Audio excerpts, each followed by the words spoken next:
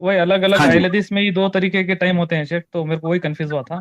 نہیں بھائی، اہل حدیثوں میں دو طرح کا ٹائم نہیں ہوتا ہے. اہل حدیث میں دو طرح کا ٹائم نہیں ہوتا ہے. زیادہ سے زیادہ یہ ہوگا کہ بھائی مؤذن صاحب افطار کر رہے ہیں تو تھوڑی تاخیر کر دیں اذان دینے میں، بس اتنا ہی ہوتا ہے. ٹائم سب کے نہیں، ایک ہی یہ ہے. افطار کی بات نہیں کر رہا ہوں شیخ، میں عام طور پہ فجر کے وقت کے اس میں ٹائم جو دیتے ہیں شیخ 10 منٹ کا فرق اس میں بتاتے بھی ہیں. اس میں بھی اہل حدیثوں کے یہاں ٹائم میں فرق نہیں ہوتا ہے. اگر کہیں پر فرق ہو رہا ہے تو ان لوگوں کو دیکھنا چاہیے کہ کیوں فرق ہو رہا ہے. وہ ٹائم کچھ ٹیبل سب کا ایک ہی فجر ہوتا ہے کاذب، وہ الحمدللہ. کچھ ایسے بات بتائیں شیخ، دلیل پوچھیں تو ہمارے جو ایک شیخ دیتے ہیں 10 منٹ پہلے ہمارے ٹائم سے، تو انہوں بولتے ہیں کہ دیکھیے، فجر کاذب کچھ عربی میں. اگر آپ کو بہت احتیاط کرنا ہے، کسی پر ڈیپینڈ نہیں ہونا ہے، اور آپ کے یہاں سورج نکلتا ہوا دکھتا ہے، صبح نکلتی ہوئی دکھتی ہے، تو آپ سیدھا صبح دیکھیں. صبح میں یہ ہوتا ہے کہ ایک صبح کاذب ہوتی ہے جس میں سیدھی سورج کی روشنی نکلتی ہے.